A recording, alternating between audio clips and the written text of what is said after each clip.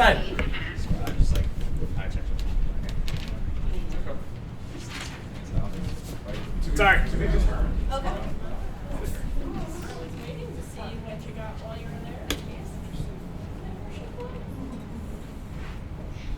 Guys, he's stopping you. Let's go. Sorry. Listen to the instructor, please. Sorry. Okay. So again, another really when you get used to that, you just kind of fly through it, and it really replaces the like just typical like posture part you type out, and then you can use that. You just scan and upload that then, right? Yep. Okay. Mm-hmm. Other things that are typically done in scoliosis evaluations that I basically am going to review some of the ones that I utilize, but there are options out there.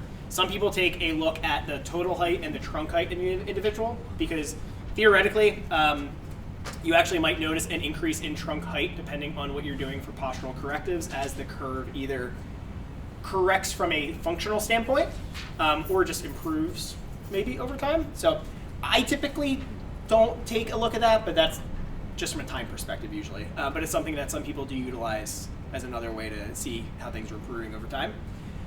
Put a big asterisk next to this one, photography. Again, this is like highly, highly recommended in almost every European like journal. There's a lot that goes into that from a patient, like from a compliance standpoint when you're having photographs of patients. So some people do use this. I actually have colleagues who do use this as well. And there's different boards that you can use as a background. So like different like grids. And it is an easy way to see, like instead of standing here like, is the right shoulder higher? You can have these grids behind them and you'll very clearly see like, okay, it's 2 centimeters off. So it's super useful if you can organize the like compliance aspect of it, if you can organize, if you can get patients comfortable with it and things like that.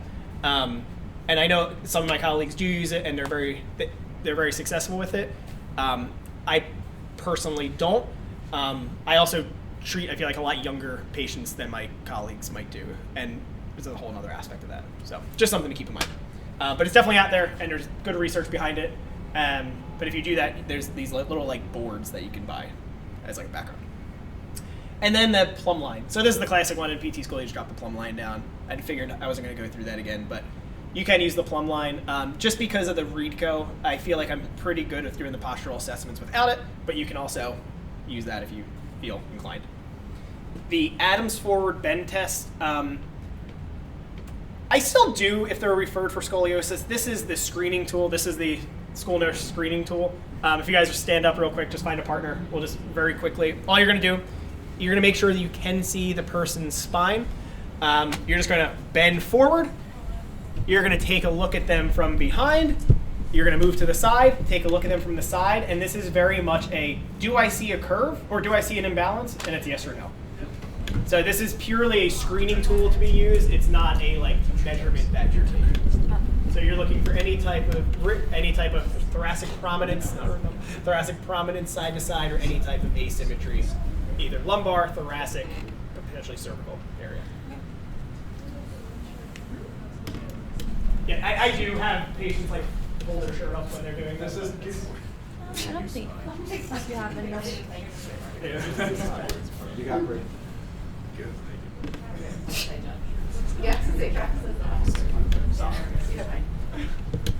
So, Looks good. just as a, this should come to no surprise, but there's a big caveat to like using this with like, it's actually it's a caveat. Just people, there's a lot of studies that looked at like schools and programs that use this as its only screening tool, and to no surprise, those schools or those programs had a much higher referral rate of individuals to programs, and as a result also had a lower precision because like they would be like, oh, it looked kind of like a curve, and they would send them off. So that's not a bad thing. I mean, you know, doing your check boxes, making sure you're actually like following through. But from a, I guess from a like health costs and resources standpoint, that's like just a caveat that a lot of these studies provide. So somebody sees that, they send to the doctor, they get the radiographs, and that's how they decide if it's something for Yeah, so this is not a diagnostic tool, it's purely a screening tool. Mm-hmm. And then likewise, you can use the angle of trunk inclination. This is a secondary screening tool where if you have you probably don't, because why would you? If you have an inclinometer or a scoliometer, do you have one? Yeah.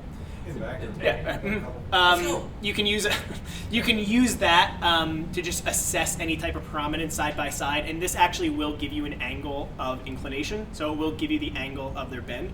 This is not their Cobb angle. So the angle of inclination is not their Cobb angle. This is really, really important. So the Cobb angle, you're usually going to do this one sitting versus standing, just to stabilize their pelvis a little bit. That's the only difference. You can do it in standing, but a lot of the research looks at it in sitting. And then you're just going to bend straight down. If there is a greater than 5-degree angle of inclination, this is usually going to be used for a referral to a specialist. So there's a lot of recommendations that if you're going to screen for scoliosis, do the Adams forward bend test first. If you're thinking that's a positive, do the angle of trunk inclination, and if that's positive for greater than 5, then it should be a referral. But there's not a lot of, they're not 100% sure on that yet.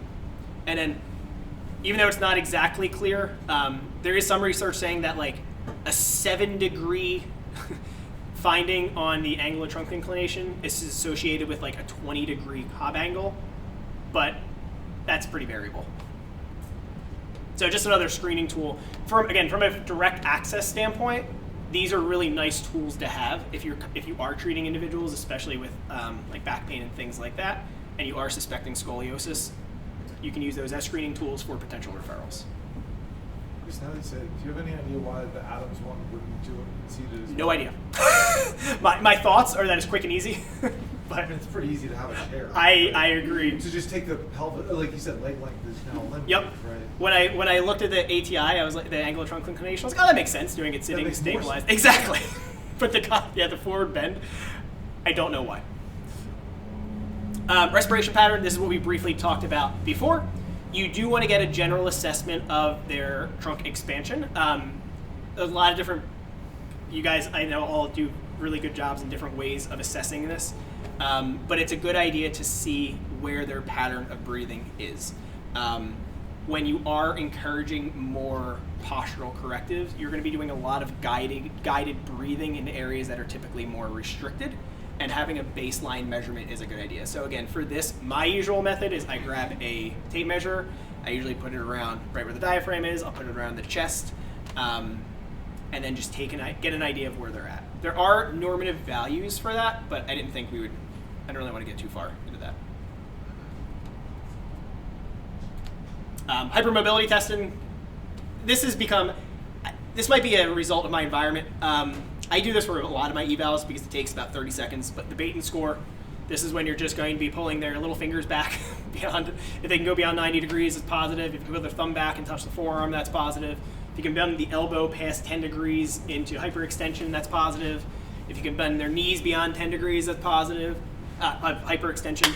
And then if they can go hands flat with knees straight and bending at their waist. If they have a score of 5 and they're an adult, so above the age of 18, that's positive. If they're below the age of 18, they need a score of 6 to be positive, and you assess on both sides.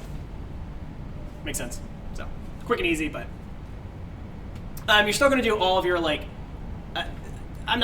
you can do your leg length type stuff. You can do the apparent versus true, looking at ASIS to medial malleolus, and then umbilicus to medial malleolus, or whatever landmarks you want to use.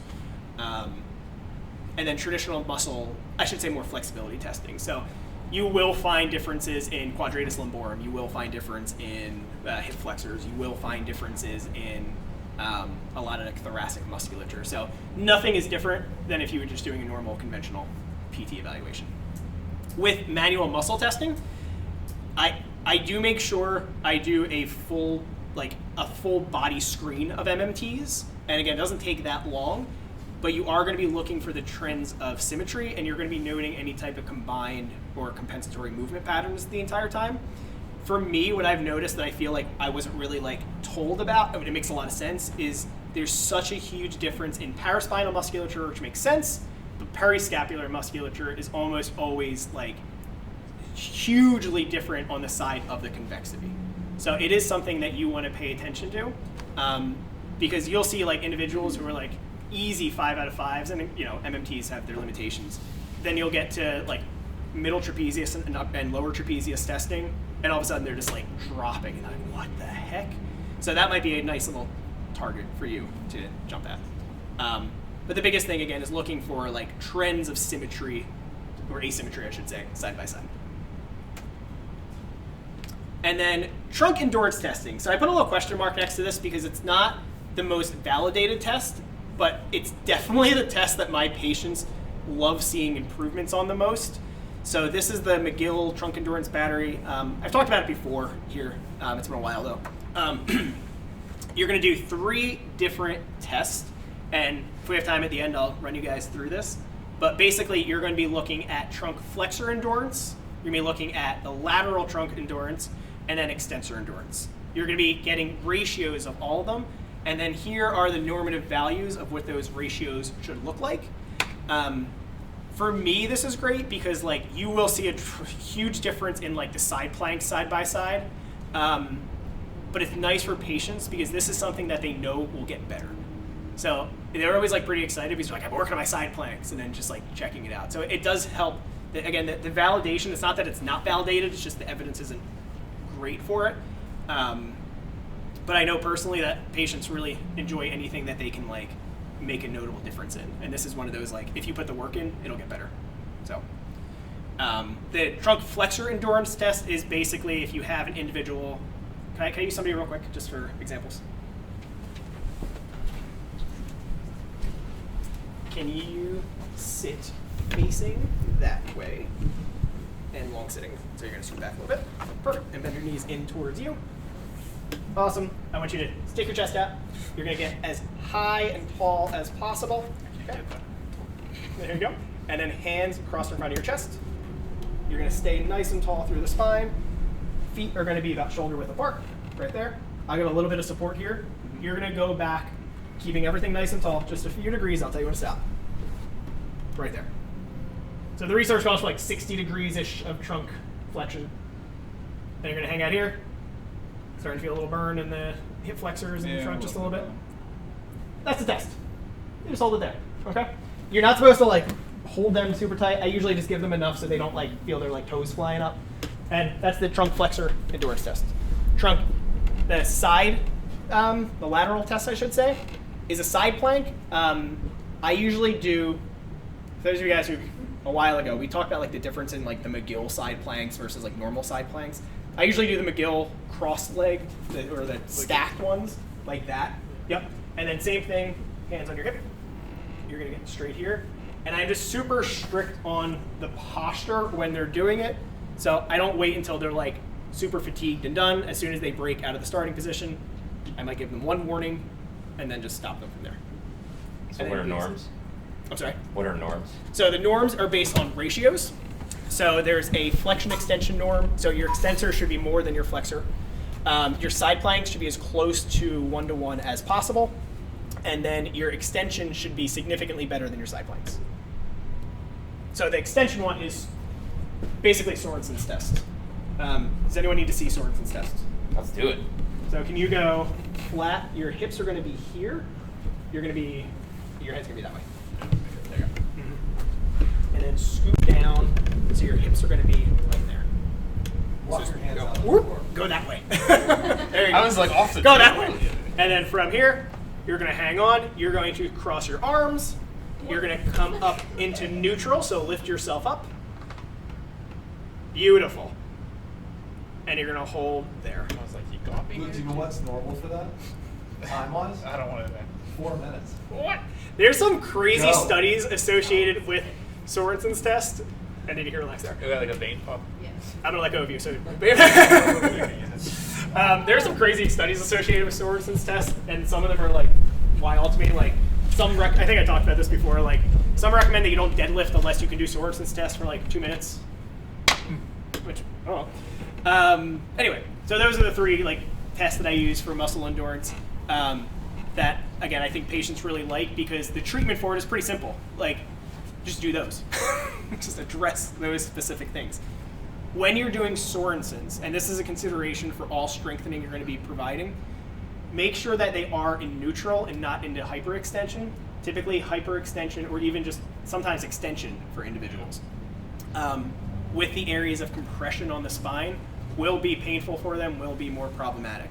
That's also true if you're providing more like resistance training. So there's, I think you guys know this by now, like there's not a bad exercise out there. It's just like the right context, it's the graded exposure, it's the appropriate for the individual. That being said, like it's kind of like managing an individual with like a spondy.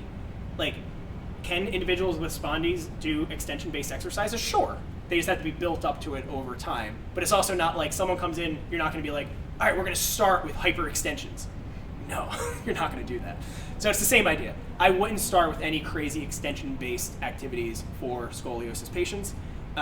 There are some recommendations that I gotta be honest, I choose to somewhat ignore because there's not really great evidence and it somewhat goes against my treatment philosophy. So if you want to try to like avoid using a lot of the like long paraspinal musculature initially because of the asymmetry side by side. So like they think that if you're doing a lot of exercises that work the paraspinal musculature, one side will automatically be loaded more than the other side because of the asymmetry, and over time you're basically going to contribute to the curve because of the asymmetrical development, which goes in the face of saying like graded progression is, progressive resistance is kind of the way to go in graded activity exposure. So it's just something to keep in mind over time. And it's also why I do a lot of unilateral stuff versus more bilateral stuff. So exercises in general. Again, the goal of our exercises is this auto correction in 3D. So getting patients to be able to correct themselves with like as minimal outside disturbance or outside like cueing as possible. Okay, because you want to give them something they can repeat easily. On the very first day, I typically have a conversation. So you want to try to start this corrective process at the pelvis. So even if somebody has a thoracic curve, I almost always start by making sure their pelvis is relatively balanced. Okay, and this is why some of that previous terminology that I said is like kind of hard to explain, but like the 3C, the N3C, all that stuff, they talk about the pelvis more. But basically, you want to try to get everyone's orientation initiated at the pelvis, because if you have like, picture like Jenga blocks. If you have a Jenga block almost like sticking out, you don't just try to like push that out. You try to stabilize above and below and then push it. If you just push it, the whole thing's gonna go to the side. So a lot of times people try to like address at the site of the asymmetry, and all you're really doing is just pushing the curve, and then you're getting another asymmetry lower. So the typical recommendations are stabilize the pelvis first. Get the pelvis neutral. For patients, the way I explain it to them is they're gonna sit. Their posture when they're sitting, whatever it may be, this is how everyone sits, this is how I sit. You're like, okay, do you feel equal pressure on both of your sit bones? And then they usually say, what are my sit bones? I'm like, your butt. Do you feel equal pressure on both sides of your butt? And then a lot of times they're like, no. So I'm like, okay, I want you to sit and try to find that. And then they just do like this back and forth. All right, do the same thing and now try to sit nice and tall. Then they sit. I have them put their hands on their hips, and I basically just have them go until they feel like they're getting equal pressure through both of their ischial tuberosities. Okay? Usually the feet are on the ground, okay? But for the sake of showing. That is going to be their neutral pelvis position. I will take a visual inspection of it. So like if they do that, and let's say they have a lumbar curvature, if they do that and all of a sudden they're like this to do it, I'm not happy with that. And to the degree of which I'm not happy, like it's hard to say, you'll see it, okay?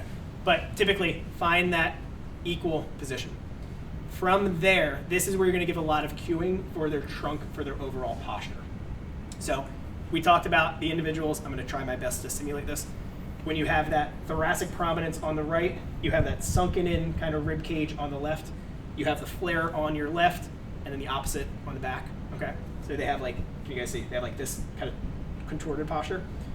What you're going to do is you're going to focus the breathing so that you are going to try to fill this space with air, okay? And it might be some cueing, but when they breathe in, a lot of times you'll see that like breathing through the chest, breathing through the thorax, and you're gonna try to cue specifically breathing here. So you'll see me, as soon as I breathe in there, I'm automatically kind of getting my chest out, getting a little bit more expansion, using that to fill in that space. After they get that down, I'm gonna do the same thing, but tell them to breathe in and fill this little gap up. And it's super weird for people when you first tell them. A lot of times they're like they don't really know what to do. But give them the tactile cueing, give them the cueing they need, because your goal is to basically get this breath to fill that space up. And then over time, the idea is that with that breath, they basically obtain this like more neutral posture. Because they're using breathing and not like anything else, it's very rarely painful. It might be weird, it might be uncomfortable, they might be like, this just feels strange. But because it's just using their breath and not using a lot of like external force, it's a quick, down, dirty way to just try to get them more upright. And assuming they're keeping the pelvis stabilized, you will actually notice a like automatic like small correction in their curve. Again, you're not going from a 40-degree curve to a 0-degree curve, but you'll notice a like functional improvement in their posture when they do that. Again, the hardest part of treatment for me with individuals with scoliosis is like, I am not somebody who like gets into the nitty-gritty with people's like asymmetries typically, but it's by nature with this condition, you do kind of have to do that. So you do want to make sure that they are positioned in ways that are like looking as visually symmetrical as possible, at least if we're abiding by a lot of these guidelines. So day one, I make sure that they have their start from the bottom up pelvic positioning. I make sure that they have a good understanding of these different breathing patterns and how to utilize it to keep themselves in this more neutral position. And then from there, I'll develop, so I might have them do the same thing sitting on a physio ball. I might have them do Palloff press, keep maintaining that same like little level of symmetry through the pelvis. When we're doing stretches, I might have them do the same, like whatever, like open books, but keeping everything stabilized through the pelvis. So, Did you have them start the breathing sitting or like supine? if they have no ability to isolate, probably supine. Once they kind of get the idea down, then immediately into this position. I try to start it here, just to save time. If like a lot, this isn't. I should say this. This is like awesome population to treat. Like this is a super fun population to treat because you're primarily working with like otherwise like normally developed children and things like that. So you have a pretty typical like high motivation, high level of fitness, so like it's a really awesome population to treat. And because they're mostly younger, at least the adolescent, they're all younger for adolescent idiopathic, they're usually quick to pick up on things. So I probably will start them here, and unless they're really having issues, then I might go back down. So they'll leave with those breathing patterns, they'll leave with the seated postural correctives, and then the idea that you often hear touted is you want to work on exercises that are focused on elongation and anti-rotation of the spine. So something that provides a small amount of traction, I'm going to use that term lightly, is a good thing to do. So do you guys have TRX straps here? Some places. Somewhere? Yes, but we're on number of- Okay, so you can use a rack. So like you're going to do what's called a semi-hang position. So this is a nice way to get started, where I'm going to have them do the same corrective positioning. They're going to grab high. They're going to drop. They're not just dropping into a squat. You're trying to basically cue to make them as tall as possible. So I tell them, I want your trunk to be as long as possible when you're doing this. So when they're coming down and dropping their hips nice and controlled, they're coming down. If they start doing something like this, I cue them, try to get everything stabilized. And for this, I'll say, do you feel equal activation of your glutes? Like that. And they're like, yeah, I think so. And then from here, they're focusing on the same idea, but just trying to get a little extra elongation through the spine. So elongation means space. Space means actual room to move through when they're doing these movements. And the idea is that when they're doing it, the side that was feeling really compressed, they should feel open up a little bit more. And then when you're there, this is where you're going to basically take the next step, where you're going to do that same breathing, focusing on filling that empty space, filling that space that's previously deficient, to try to correct that posture in this like auto fashion. That's just a like starting example of how you do it. Like patients who are like more physically fit, I won't start them with this, but like over time, I might have them do the same thing, where they're like this kind of at first, and then just work on keeping everything stable. Come down, maybe remove it, but still keeping things stable through the pelvis the whole time. And then everything else is just like classic PT. If you find issues with, asymmetries with lateral core musculature, do your favorite exercise that involves lateral core musculature. And just keep in mind the same like progressive resistance, like graded exposure is king with all this stuff. Okay? So that's basically the summary of 48-hour scoliosis boot camp. So let's sit back over here for a second. Follow me, cameraman.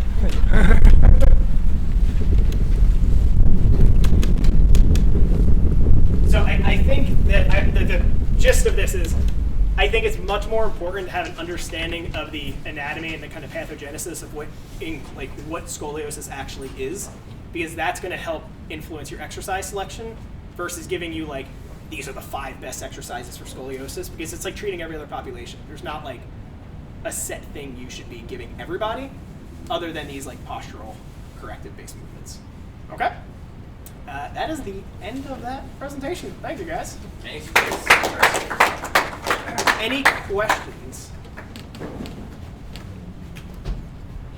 I am putting this up as a shameless plug. This is the Tap Cancer Route, the charity we talked about earlier. If any of you would be so inclined to like to donate to our nonprofit organization, if you scan that, that'll bring you right to our team page. Yes. Any questions on anything? Thank you very much. Yeah, thank you, guys. Theo.